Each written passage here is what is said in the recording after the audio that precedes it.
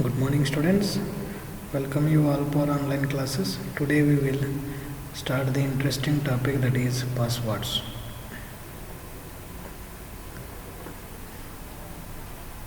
Problems with passwords.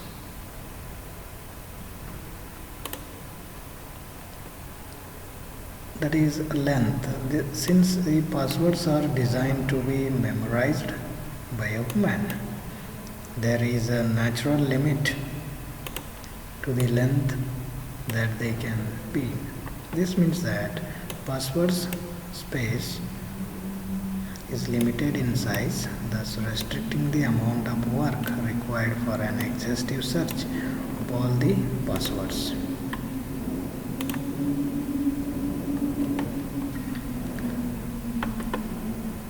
In most of the applications, they are limiting their passwords from minimum 8 characters, maximum 16 characters, like that.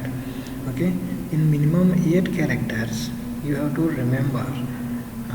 In that passwords, they will going to ask special characters, or capital letters or small letters, then numbers. Okay, these conditions you have to use to give your password. That is one thing is what? Length. Complexity. Humans find randomly generated passwords that is hard to remember. Okay, these assume this one is a random generated passwords. So is it able to remember? It's not able to remember. As a result, we often work from highly restricted password space, which greatly reduces the security. This makes dictionary attacks possible, where an attacker exhaustively tries all the likely passwords and hopes to eventually find the correct one. Based on this dictionary attack, if you make this dictionary attack, your all possible passwords will display.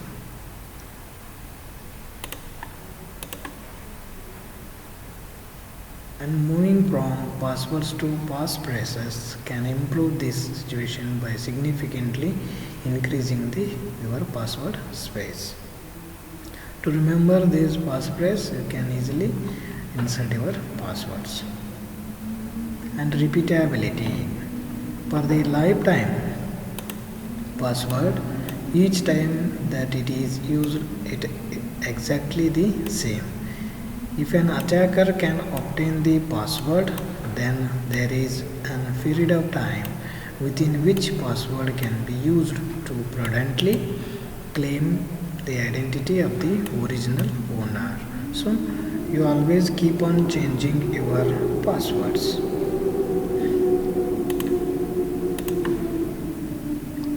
For example, a system administrator, an attack that is sometimes known as phishing.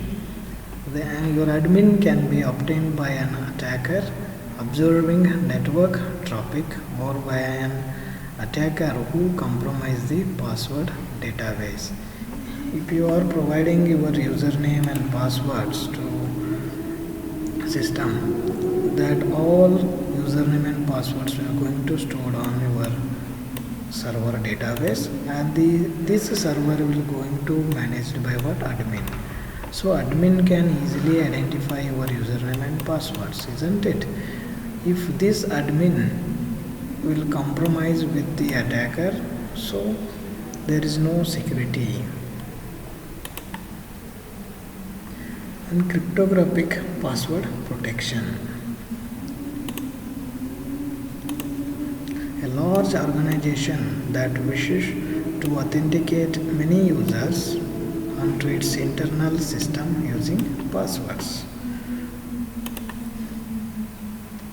And the centralized password database, it contains a complete list of account names and passwords. Okay, that is a server. In that server, what whatever you are providing your username and password in your company, that all username and passwords will going to maintain in central database, and this database will going to maintain by whom? That is admin.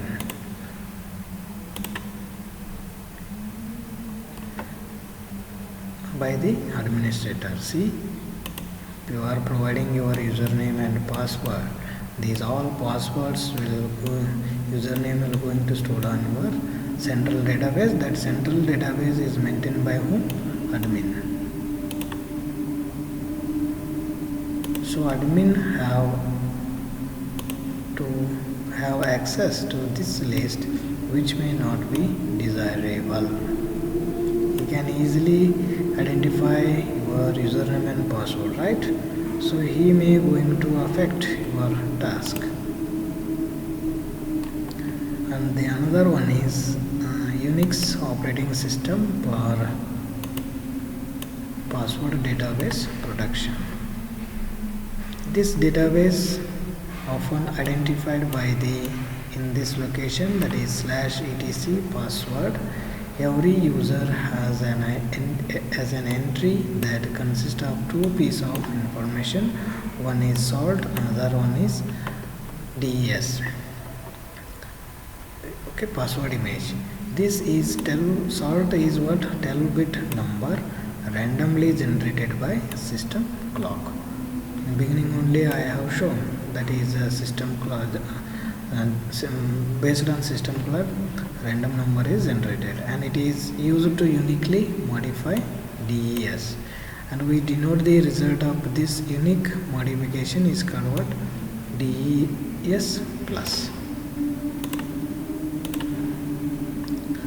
And this is a block diagram of Unix password Unix system password, and here convert the 8 ASCII character password into 56 DES key. Okay, and encrypt the plain text consisting of all zeros using the uniquely modified DES plus with 56-bit key derived from the password.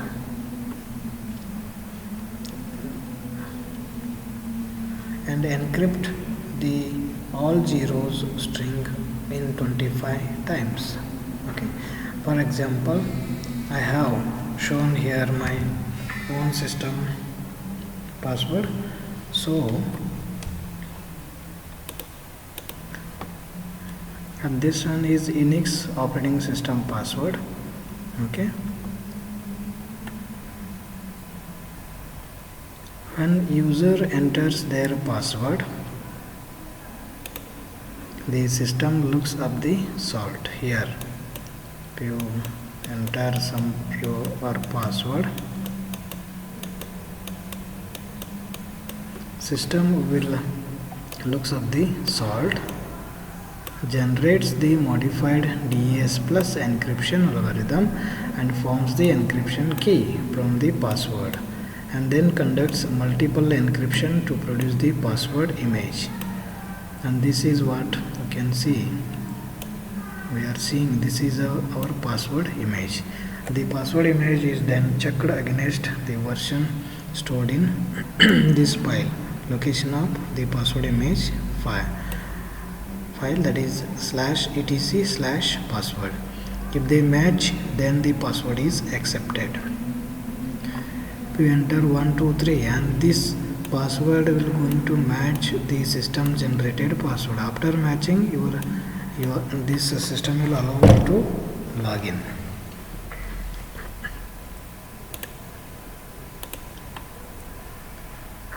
And in a dynamic password scheme, two main problems with the passwords are vulnerability and repeatability.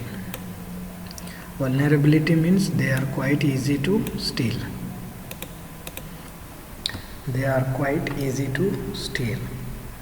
And the repeatability means once they stolen, they can be reused. So this is what repeatability. A dynamic password scheme, also often referred to as one-time password scheme, preserves the concept of password.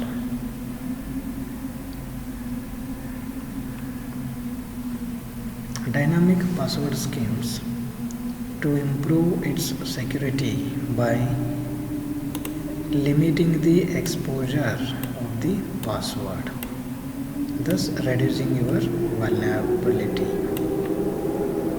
Okay, we do not expose our password, so we have to limit to expose in our password. So what will happen? Password is going to steal. Dynamic password schemes using the password to generate dynamic data that changes on each authentication attempt, thus preventing repeatability. We should keep on changing our passwords.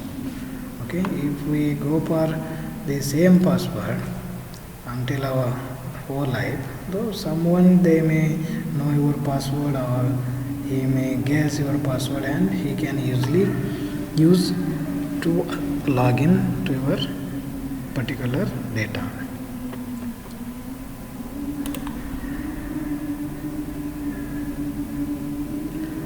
Then the idea behind this scheme,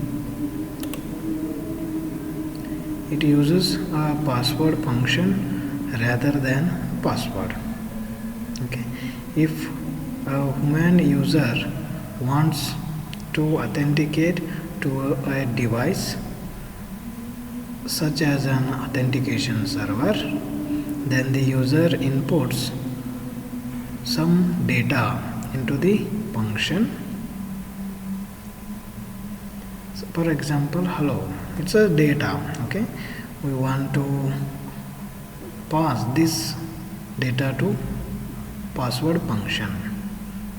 Okay, this one is what? Password function to compute the value that is sent to the device. There are thus two components that we need to specify that. So this one is what? Password function.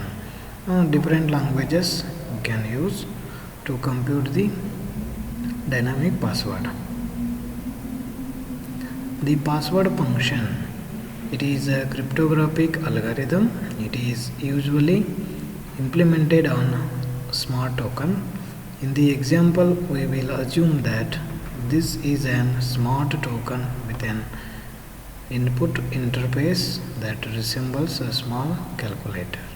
For example, okay, see here, dynamic password I am going to generate. These all are my conditions. Okay, and generating password. See here, password is generating, and we are passing our data. These all are data to password function. Based on that function, password is generating. Okay.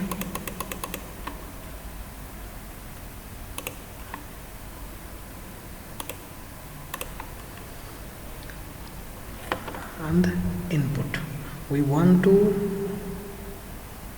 the user and the device to agree on input to the password function, the result of which will be used to authenticate the user. Since the input must be fresh, any of the freshness mechanism could be used. All of these techniques are deployed in different commercial devices, namely clock based, sequence number and nonce based. The user and the device have synchronized clocks, and thus current time can be used to generate an input that both the user and device will understand. And in case sequence number, the user and the device both maintain synchronized sequence numbers. So both they have to use sequence database. And nonce based, it randomly generates a number known as a challenge, and sends it to the user, who computes a cryptographic response. An example of dynamic password scheme.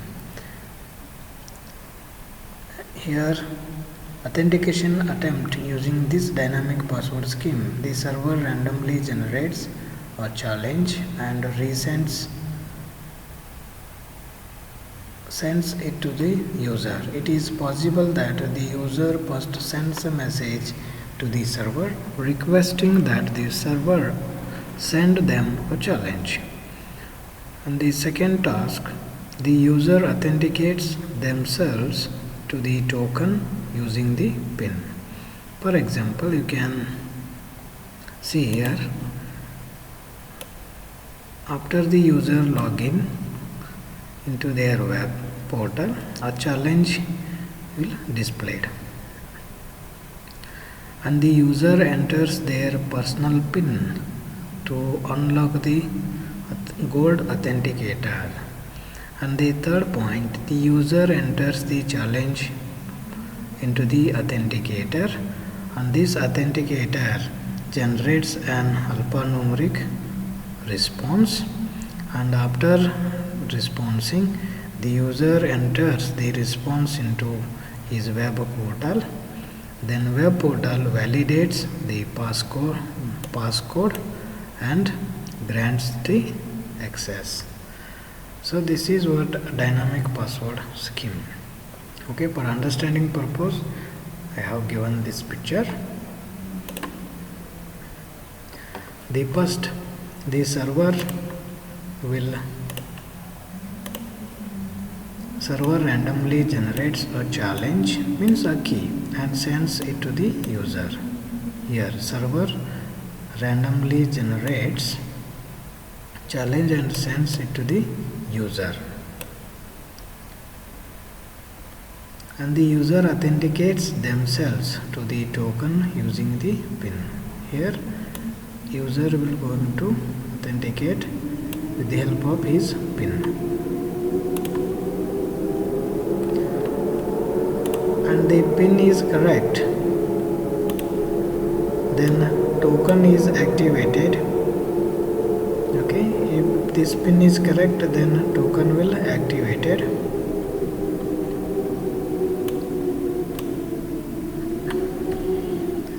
The user then uses the token interface. This is what token interface.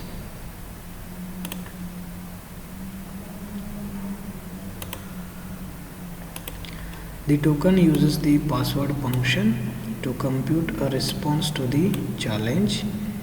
Okay, if algorithm A is an encryption algorithm, assume, then the challenge can be regarded as a plain text and the response is a ciphertext that results from applying encryption algorithm A using a key K. The token displays the result to the user on its screen here.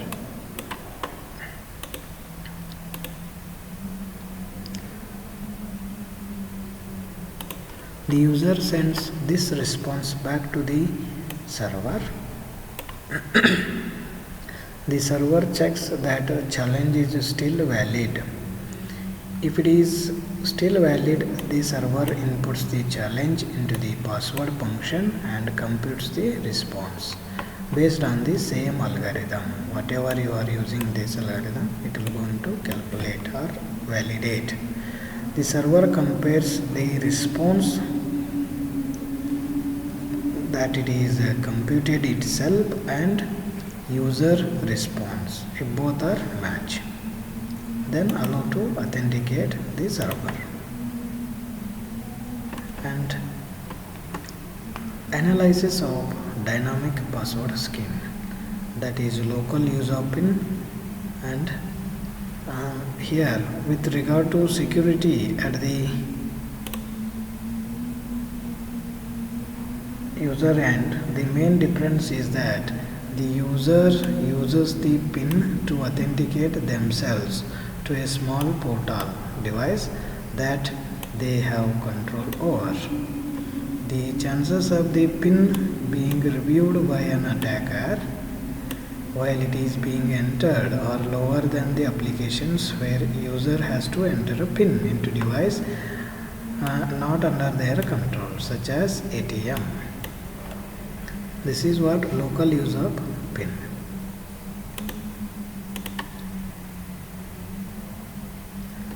And the two factors, without access to the token, the pin is useless. Thus, another improvement is that we have moved from one-factor authentication to two-factor authentication. This is example for what one factor. Just yourself, you just enter username and password. After validating your username and password, it will going to allow to authenticate. Okay, we should move from this factor to another factor, that is a two-way factor. Here it will comes. First you have to enter your password, then enter your passcode or OTP. Then this is called what? Two-factor authentication. One is for your username, another one is for generated password. If both are matched, then server will going to allow to access that particular website. Okay, so it's called what? Two factors.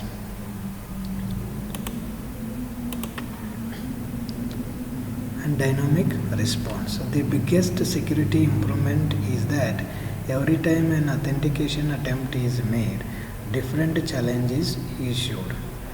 So dynamic response means what? If you are entering your password, this password is going to change dynamically. After every second, this password will keep on changing. So it is what? Dynamic response.